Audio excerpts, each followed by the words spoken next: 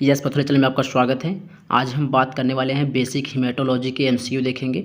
तो बिना देर किए हुए हम स्टार्ट करते हैं पहला क्वेश्चन। तो पहला क्वेश्चन हम एमसीक्यू देखते हैं। तो उसमें पूछ रखा है what is the amount of cells in the total volume of blood. दोस्तों जो टोटल वॉल्यूम ऑफ ब्लड है उसमें हमारे कितने अमाउंट में सेलुलर कंपोनेंट्स पाए जाते हैं या सेल्स पाए जाते हैं। दोस्तों आपने जब कंपोनेंट्स ऑफ ब्लड पढ़ा होगा तो उसमें हमारे दो कंपोनेंट्स बताया गया, एक सेलुलर कंपोनेंट्स, एक प्लाज्मा कंपोनेंट्स।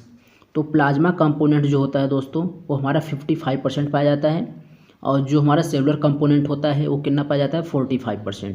तो यहाँ पे आप लोगों को क्लियर हो गया या आपको आंसर पता चल गया कि इसमें पूछ रखा है what is the amount of cells in the total volume of blood. Blood में टोटल वॉल्यूम में कितने अमाउंट में सेलुलर कंपोनेंट्स या सेल्स पाए जाते हैं। तो सेलुलर कंपोनेंट्स कितना है 45%। तो ये राइट आंसर कहाँ पे चला गया, ए ऑप्शन सही है, 45% पाया जाता है।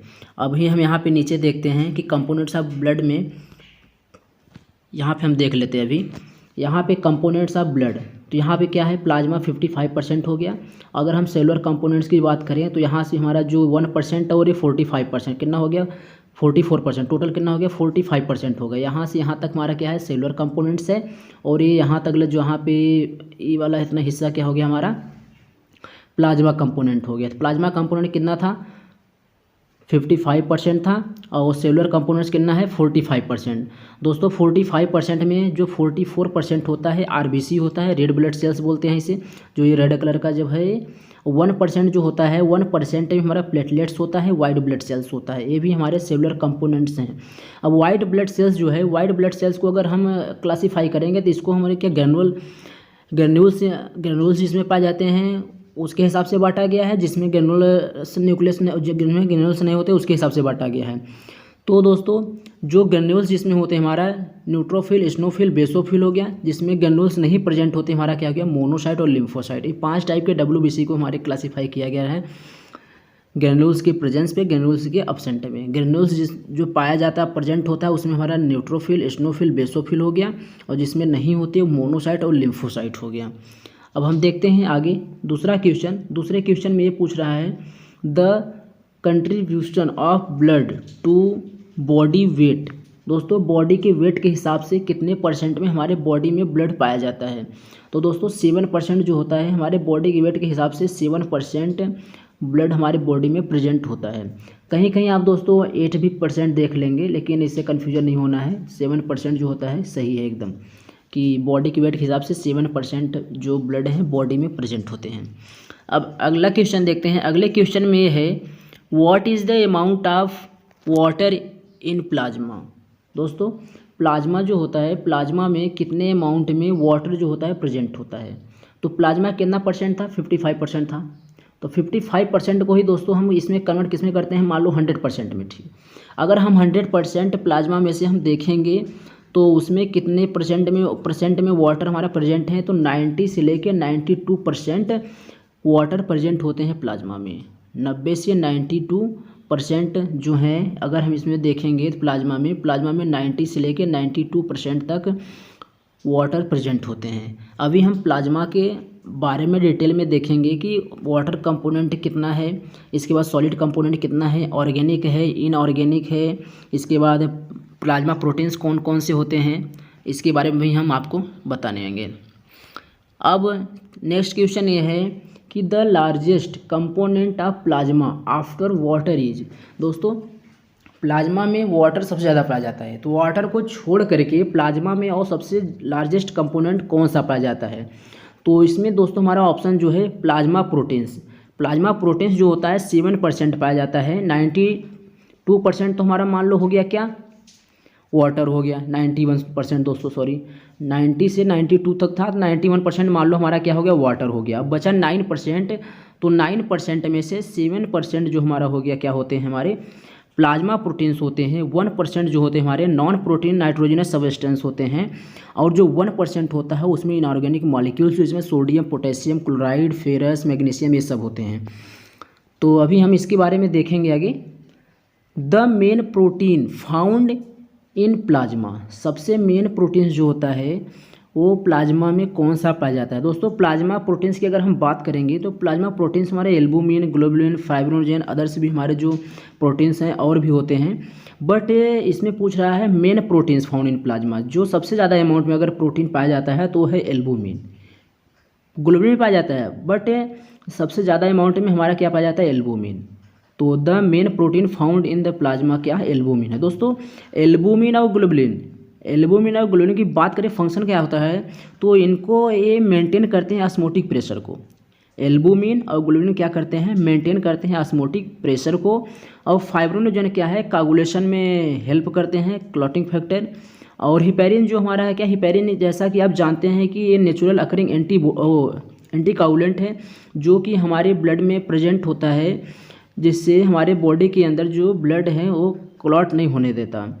ये भी एक क्वेश्चन एग्जाम में या कोई एग्जामिनर पूछ सकता है आप लोगों से कि हमारे बॉडी के अंदर जो ब्लड है वो क्लॉट क्यों नहीं होता। तो उसमें इसलिए क्लॉट नहीं होता है क्योंकि उसमें नेचुरल अकरिंग एंटी कोगुलेंट पाया जाता है, जिसका नाम है हिपेरिन। और दोस्तों जो हमारे प्लाज्मा प्रोटीन्स हैं, कुछ हमारे क्या इम्यूनोलॉजिकल फंक्शन भी जो हमारे क्या करते हैं, प्ले रोल करते हैं। तो हम अब अगला क्वेश्चन देखते हैं। अगले क्वेश्चन में देखने से पहले आप लोगों को हम समझा दे रहे हैं प्लाज्मा। दोस्तों प्लाज्मा कितना परसेंट पाया जाता है, प्लाज्मा 55% पाया जाता है। 55% में हमने क्या फिर बोला कि जो प्लाज्मा है वो वाटर कितने परसेंट में होते हैं, तो वाटर मान लो कितने परसेंट हो, 91% में। प्लाज्मा की हम बात कर रहे हैं, प्लाज्मा मान लो हमारे 100% में से हम बात कर रहे हैं। ये जो हमारा 55% है उसे हम 100% मान लिए। तो हमारा जो 91% है क्या है, हमारे वाटर्स हैं। क्या है, वाटर। अब इसमें से कितना बचा, 9% बचा। 9% में हमारा क्या क्या है, 9% में 1% जो है हमारा इनऑर्गेनिक मॉलिक्यूल्स है। 1% क्या है, इनऑर्गेनिक मॉलिक्यूल्स। और इसमें से फिर कितना बचा, 8 बचा। 91% कितना हो गया, वाटर हो गया।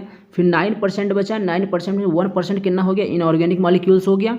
और 8% जो बचा इसमें क्या है, इनऑर्गेनिक मॉलिक्यूल्स 1% था, 8% ऑर्गेनिक मॉलिक्यूल्स।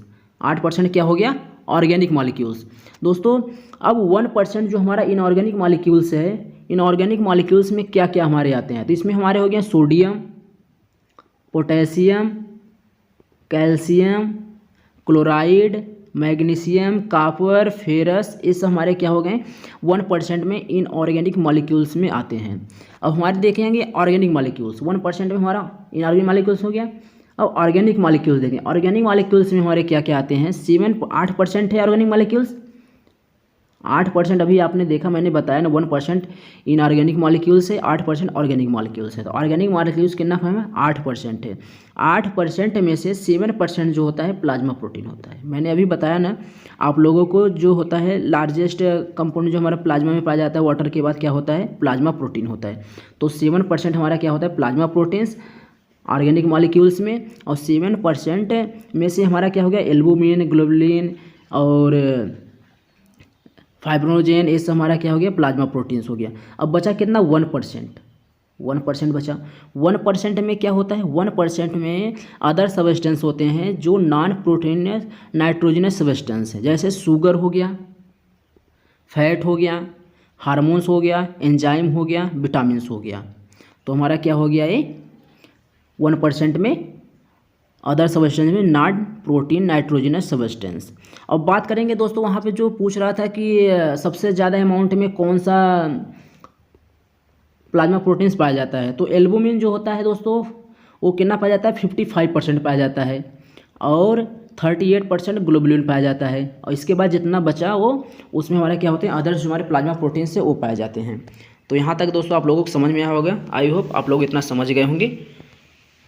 तब हम देखते हैं नेक्स्ट क्वेश्चन। नेक्स्ट क्वेश्चन में ये पूछ रहा है, the main manufacturing site of blood cells. दोस्तों जो हमारे ब्लड सेल्स का फॉर्मेशन होता है, जहाँ पे निर्माण होता है, उसको हम क्या कहते हैं, उस वहाँ पे कहाँ जहाँ पे बनता है उसे हम कहाँ से बनता है, या कहाँ से फॉर्मेशन होता है, कहाँ से ओरिजिन होता है, उसके बारे में पूछ रहा है।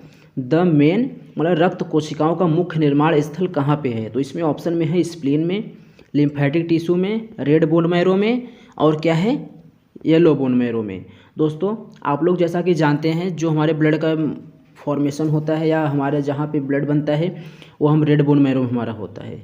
क्या है, मैन्युफैक्चरिंग साइट ऑफ द, कहाँ पे होता है, बोन मैरो में होता है दोस्तों। यहाँ पे दोस्तों आ गया है हमारा रेड बोन मैरो, लेकिन यहाँ पे क्या हो गया, हमारा बोन मैरो सिर्फ होना चाहिए था, क्योंकि बोन मैरो से हमारे सभी सेल्स, हमारे मैन्युफैक्चर, हमारे साइड डेट है, सभी सेल्स हमारे वहाँ से ही रिलीज होते हैं। तो यहाँ पे बोन मैरो हमारा हो गया। अब हम देखते हैं अगला क्वेश्चन। अगले क्वेश्चन में ये पूछ रहा है what is the process of formation of blood cell is called. रक्त कोशिकाओं के निर्माण की प्रक्रिया क्या कहलाती है। जहाँ से हमें जो प्रोसेस होता है, ब्लड सेल्स बनता है, जो फॉर्मेशन होता है, प्रोसेस क्रिया को हम क्या कहते हैं, उसको बोलते हैं हीमोपोइसिस। हीमोपोइसिस में क्या होता है, जितने भी आल्स हमारे सेलुलर, हमारे आल्स कंपोनेंट जो होते हैं, चाहे आरबीसी हो गया, डब्ल्यूबीसी हो गया, ये हो गया, जो ब्लड सेल्स फॉर्मेशन होता है, कहाँ से, बोन मैरो से, बोन मैरो स्टेम सेल से बोन मैरो जो हमारा फॉर्मेशन होता है, उसमें हमारा हीमोपोइसिस होता है। हीमोपोइसिस आगे चल के जब डेवलप होगा तो उसमें हमारा ल्यूकोपोइसिस, थ्रोम्बोपोइसिस, एरिथ्रोपोइसिस। जब ल्यूकोपोइसिस मतलब डब्ल्यूबीसी का फॉर्मेशन होगा तो हम उसे ल्यूकोपोइसिस बोलेंगे। थ्रोम्बोपोइसिस तब बोलेंगे जब हमें प्लेटलेट्स का फॉर्मेशन होगा। एरिथ्रोपोइसिस तब बोलेंगे जब फॉर्मेशन ऑफ आरबीसी का होगा। तो हमारा क्या होगा, वर्जिन डेवलपमेंट जो हमारा होता है, पहले वर्जिन हुआ, फिर डेवलपमेंट जो हुआ, उसी को प्रोसेस को हम हीमोपोइसिस बोलते हैं। ब्लड के हमारा क्या होगा, वर्जिन होता है, उसके बाद डेवलपमेंट होता है, मैच्योरेशन जो होगा दोस्तों। तो ऐसे ही जब हमारा ल्यूकोपोइसिस हो गया तो डब्ल्यूबीसी का फॉर्मेशन हुआ, थ्रोम्बोपोइसिस में प्लेटलेट्स का, एरिथ्रोपोइसिस में आरबीसी का, और हीमोपोइसिस में ब्लड का हो गया। इसमें हमारा सब आ गया, ल्यूकोपोइसिस, थ्रोम्बोपोइसिस, एरिथ्रोपोइसिस। तो इसीलिए पूछ रहा है इसमें रक्त कोशिकाओं के निर्माण की प्रक्रिया क्या कहलाती है, तो हीमोपोइसिस बोलते हैं। और हम आगे देखते हैं अगला क्वेश्चन। अगले क्वेश्चन में हम ये देखते हैं दोस्तों, इसमें पूछ रहा है कि the most evident cells in the blood are. रक्त में सबसे अधिक मात्रा में पाई जाने वाली कोशिका कौन सा होता है। सेल की बात कर रहा है दोस्तों, ना कि प्लाज्मा की। तो the most evident cells in the blood are, blood में सबसे ज़्यादा अमाउंट में सेल्स कौन सा पाया जाता है। इसमें ऑप्शन में है platelets, stem cell, red blood cells और वाइट ब्लड सेल्स। तो इसमें से हमारा राइट आंसर क्या हो जाएगा, आरबीसी। जो रेड ब्लड सेल्स है, सबसे ज़्यादा सेलुलर कंपोनेंट में सबसे ज़्यादा पाया जाता है ये। अगर हम सेल्स की बात करेंगे जिसमें हमारा डब्ल्यूबीसी, प्लेटलेट्स और आरबीसी, तो सबसे ज़्यादा क्या पाया जाता है, आरबीसी होता है। अब हम देखते हैं अगला क्वेश्चन। अगले क्वेश्चन में ये पूछ रहा है how much does RBC contribute to the total number of cells. दोस्तों जैसे मान लो आरबीसी हमारा है, आरबीसी में हमारे कितना परसेंट, जैसे हमारे आरबीसी हमने ले लिया, रक्त कोशिकाओं में कुल संख्या में आरबीसी का योगदान कितना होता है, तो 99% होता है। जितने भी हमारे सेलुलर कंपोनेंट्स होते हैं सबसे ज़्यादा योगदान किसका होता है, आरबीसी में। कितना परसेंट, 99%। अब हम अगला क्वेश्चन देखते हैं। अगले क्वेश्चन में ये पूछ रहा है the shape of RBC. RBC का शेप कैसा होता है, आरबीसी का आकार कैसा होता है। तो इसमें ऑप्शन में है uniconvex disc, biconvex disc, uniconvex disc और बाई कनकेव। तो राइट आंसर जो हमारा दोस्तों हो जाएगा बाई कनकेव। जो आरबीसी का शेप होता है बाई कनकेव होता है डिस्क। एग्जाम में बहुत बार पूछता है, या वो एग्जामिनर भी बहुत बार पूछ लेते हैं कि जो आरबीसी का शेप होता है किस आकार का होता है, तो बाई कनकेव होता है। अब हम देखते हैं अगला क्वेश्चन। अगले क्वेश्चन में ये पूछ रहा है the blood cells responsible for the transport of the oxygen. दोस्तों जो हमारा ऑक्सीजन के परिवहन के लिए सबसे उत्तरदायी जो हमारा होता है, सबसे महत्वपूर्ण जो हमारे हैं सेल्स कौन सा है। तो इसमें से ऑप्शन दिया है थ्रोम्बोसाइट, ल्यूकोसाइट, एथोसाइट, मेलानोसाइट। दोस्तों जिसमें साइट वर्ड लग जाता है उसे बोलते हैं हम सेल्स। थ्रोम्बो माने हो गया प्लेटलेट्स, ल्यूको माने हो गया डब्ल्यूबीसी, एथो माने हो गया हमारा आरबीसी। तो दोस्तों इसमें क्या है, पूछ रहा है मोनोसाइट हमारे हो गए। तो इसमें पूछ रहा है कि the blood cells responsible for the transport of oxygen. Oxygen का जो ट्रांसपोर्ट करता है कौन से सेल्स करता है, तो ब्लड सेल्स। तो हमारा राइट आंसर क्या हो गया, इरिथ्रोसाइट। दोस्तों इरिथ्रोसाइट में आरबीसी हो गया, आरबीसी के अंदर हीमोग्लोबिन होता है, वही क्या करता है, आरबीसी ऑक्सीजन को क्या करता है, ट्रांसपोर्ट करता है। तो आरबीसी हमारा हो गया जो हमारा क्या करता है, ऑक्सीजन को ट्रांसपोर्ट करने का काम करता है। अब हमारा अगला क्वेश्चन है। अगले क्वेश्चन में ये पूछ रहा है what is the number of RBC in male. दोस्तों यहाँ पे नॉर्मल रेंज पूछ रहा है कि मेल जो होते हैं उनमें आरबीसी की संख्या कितनी होती है। तो इसमें से राइट आंसर जो हमारा हो जाएगा बी, और राइट आंसर हो जाएगा 4.5 से लेकर 6.5 मिलियंस पर mm³ होता है, जो हमारा राइट आंसर ही हमारा ये हो गया। दोस्तों नॉर्मल रेंज भी हर टेस्ट का पता होना चाहिए, क्योंकि एग्ज़ाम में आपको 4-5 का अगर कोई भी एग्ज़ाम, जैसे NHM का एग्ज़ाम देने जाओगे या कोई सेंट्रल का या स्टेट लेवल का एग्ज़ाम देने जब जाओगे तो वहाँ पे नॉर्मल रेंज जरूर पूछता है। क्रेटिनिन का हो गया, यूरिया का हो गया, उसके मेथड पूछते हैं, इसलिए मेथड भी आपको पता होना चाहिए। और नॉर्मल रेंज जब पता हो उसके साथ में यूनिट भी पता होना चाहिए, क्योंकि हो सकता है नॉर्मल रेंज सेम हो, यूनिट चेंज कर दें। अब हम अगला क्वेश्चन की तरफ बात करते हैं दोस्तों। अगले क्वेश्चन में ये पूछ रहा है per cubic millimetre of blood to the volume of RBC। दोस्तों प्रति घन जो मिलीलीटर रक्त में होता है RBC के आयतन को हम कहते हैं, क्या कहते हैं, per cubic millimetre of blood to the volume of RBC के आयतन को हम क्या कहते हैं, जो प्रति घन मिलीलीटर में होता है। तो हम इसमें देखते हैं, ऑप्शन में है PCV पैक्सियल वॉल्यूम, MCV पैक्स, यहाँ पे हो गया पैक्सियल वॉल्यूम जिसको बोलते हैं क्या, हेमेटोक्रिट भी बोलते हैं। और यहाँ पे MCV हो गया, MCV मतलब मीन कार्पस्कुलर वॉल्यूम हो गया। MCH हो गया, मीन कार्पस्कुलर हीमोग्लोबिन हो गया। MCSC हो गया, मीन कार्पस्कुलर हीमोग्लोबिन कंसंट्रेशन। तो इसमें से ये पूछ रहा है कि प्रति घन जो मिलीमीटर है रक्त में RBC के आयतन को हम क्या कहते हैं। तो दोस्तों ये आपको कमेंट बॉक्स में कमेंट करके बताना है, PCV होगा या MCV होगा। तो इसमें राइट आंसर आपको बताना है 13 नंबर का, per cubic millimetre of the blood to the volume of RBC देश से। तो इसमें से आपको बताना है PCV होगा या MCV होगा। तो कमेंट बॉक्स में कमेंट करके बताना। अब हम अगला क्वेश्चन देखते हैं। अगले क्वेश्चन में ये पूछ रहा है what is the amount of haemoglobin in female blood. दोस्तों जो हीमोग्लोबिन है फीमेल में कितना होता है, नॉर्मल रेंज बताना है आपको कितने अमाउंट में होता है।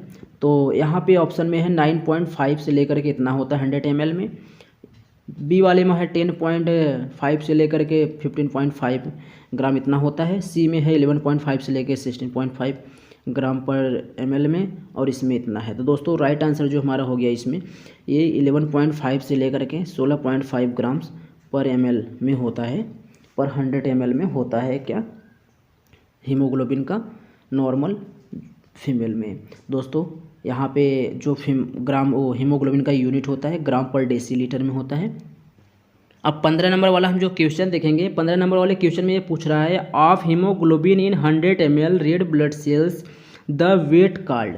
दोस्तों 100 ml RBC में हीमोग्लोबिन को वजन को हम क्या कहते हैं, वेट को हम क्या कहते हैं। तो इसमें से राइट आंसर हमारा जो होगा है MCSC mean corpuscular haemoglobin concentration बोलते हैं इसके वेट को, हीमोग्लोबिन के वेट को RBC कोशिकाओं में। दोस्तों अब हम अगला क्वेश्चन देखते हैं। अगले क्वेश्चन में ये पूछ रहा है कि what is the average amount of haemoglobin in an RBC called. दोस्तों एक RBC में हीमोग्लोबिन की औसत मात्रा को हम क्या कहते हैं। तो इसमें से राइट आंसर हमारा हो जाएगा MCH मीन कार्पस्कुलर हीमोग्लोबिन। दोस्तों ये सब हमारा जो हमारे ACH TCH PCH लिखा हुआ है ये गलत लिखा हुआ है। आप लोग अगर आप जो ऑप्शन इसमें दिया अगर आप उस पर गौर से ध्यान से अगर आप देखेंगे तो आप लोग अपना खुद ही आप करेक्ट आंसर को चूज कर सकते हैं। ACH जो है कोई इसका फुल फॉर्म नहीं ना आपने कभी पढ़ा होगा, TCH भी नहीं, PCH भी नहीं। तो इसमें से राइट आंसर हमारा क्या हो जाएगा MCH मीन कार्पस्कुलर हीमोग्लोबिन। और अगले क्वेश्चन में हम देखेंगे। अगला क्वेश्चन में ये पूछ रहा है the unit of calculation of MCH। दोस्तों इसमें पूछ रहा है MCH की इकाई क्या है या इसकी यूनिट क्या है। तो इसका यूनिट क्या है, पिकोग्राम में है, पिकोग्राम में है। इसका नॉर्मल रेंज की हम बात करेंगे 29 ± 2 क्या है, पिकोग्राम इसका PG इसका यूनिट होता है किसका, MCH का मीन कार्पस्कुलर हीमोग्लोबिन का। अब अगला क्वेश्चन देखेंगे। अगले क्वेश्चन में ये पूछ रहा है what is the average age of RBC का जो होता है लाइफ स्पेन या एज एवरेज कितना होता है। तो इसमें दिया है 7 डेज, 21 डेज, 16 डेज, 120 डेज। तो राइट आंसर हमारा क्या हो जाएगा 120 डेज। आई होप दोस्तों ये जितने लोग होंगे, जितने भी स्टूडेंट होंगे वीडियो देख रहे होंगे, उन्हें सबको पता होगा कि 120 डेज होता है RBC का लाइफ स्पेन। दोस्तों कहीं कहीं क्या होता है 100 से लेकर के 120 डेज दे देता है, तो घबराना नहीं है इसको। अगर आपको ऑप्शन में ए मिल रहा है तो आपको ए ऑप्शन से करेक्ट करना है, अगर 100 से लेके 120 डेज मिल रहा है तो वाला आपको करेक्ट करना है। अब 19 नंबर क्वेश्चन में क्या है, number of RBC in total body cells how much is. शरीर की कुल कोशिकाओं में आरबीसी की संख्या कितनी होती है, इसको परसेंट में बताना है कि जो हमारा शरीर है उसमें कोशिका की जो आरबीसी की संख्या है कितने परसेंट में होता है। तो दोस्तों इसमें ऑप्शन में हमारा कितना कितना है, 15% है, 20% है, 25% है, 30% है। तो दोस्तों इसमें से राइट आंसर जो हमारा हो जाएगा वो हमारा कितना हो जाएगा, 25% में हमारे क्या होते हैं, शरीर की कुल कोशिकाओं में आरबीसी की संख्या 25% होता है। जो हमारे शरीर की कुल कोशिका है, जो हमारे शरीर में कोई सभी जो भी कोशिका हैं वो सभी को मिला करके आरबीसी की संख्या 25% होता है कोशिकाओं में। अब हम अगला क्वेश्चन देखें। अगले क्वेश्चन में ये पूछ रहा है कि the blood cell that enter the circulation as a reticulocyte is. दोस्तों रेटिकुलोसाइट के रूप में सर्कुलेशन में प्रवेश करने वाले रक्त कोशिका कौन सा है। तो इसमें से राइट आंसर हमारा जो आरबीसी। दोस्तों आरबीसी हमारा क्या है, मैच्योर सेल्स है रेटिकुलोसाइट का। रेटिकुलोसाइट क्या हमारा है, इमेच्योर आरबीसी है, इसको क्या बोलते हैं, इमेच्योर आरबीसी रेटिकुलोसाइट। और वही जब मैच्योर हो जाएगा तो आरबीसी में कन्वर्ट हो जाएगा, जिसको मैच्योर आरबीसी बोलते हैं दोस्तों। तो इतना दोस्तों आप लोगों को समझ आ गया, रेटिकुलोसाइट ही क्या होता है, इमेच्योर फॉर्म है आरबीसी का, और आरबीसी क्या है, मैच्योर फॉर्म है।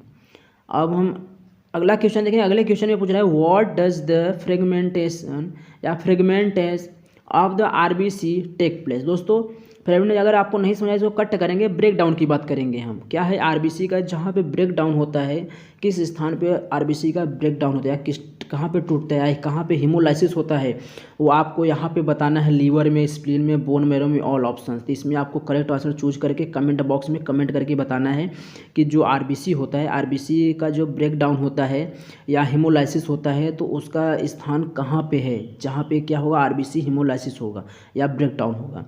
आई होप दोस्तों आप लोगों को इतना समझ में आएगा, और इसका आंसर कमेंट बॉक्स में कमेंट करके बताना।